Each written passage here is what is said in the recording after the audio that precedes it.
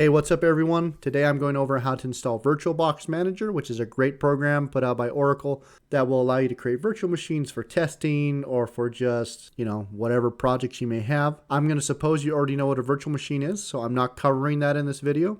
We're just covering how to install VirtualBox onto Windows 11. Let's go ahead and get started.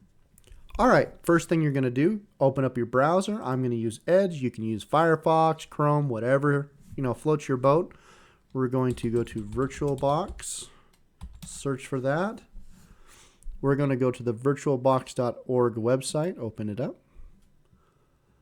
Now, like I said, I'm running Windows 11. I'm going to go to the downloads page, find the Windows host link, click it. It's going to download VirtualBox. Once it's done, I'm going to click open the file. Might take a moment. I'm going to say yes.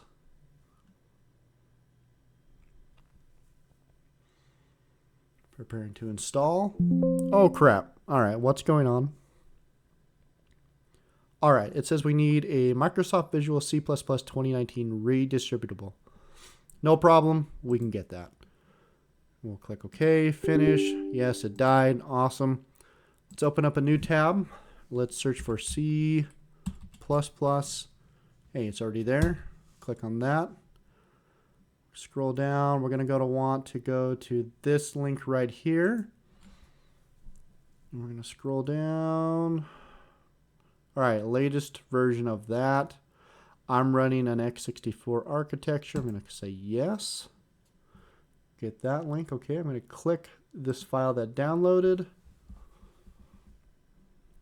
I agree. Install. Yes. Cool. That's done. Let's try VirtualBox again. Yes.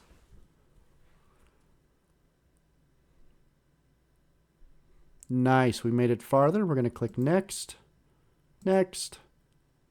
Next. Next. Oh, yes. Sorry. All right. When you get here, I'm running a virtual machine. I'm going to blow this away. I could care less about any of these, but take a look.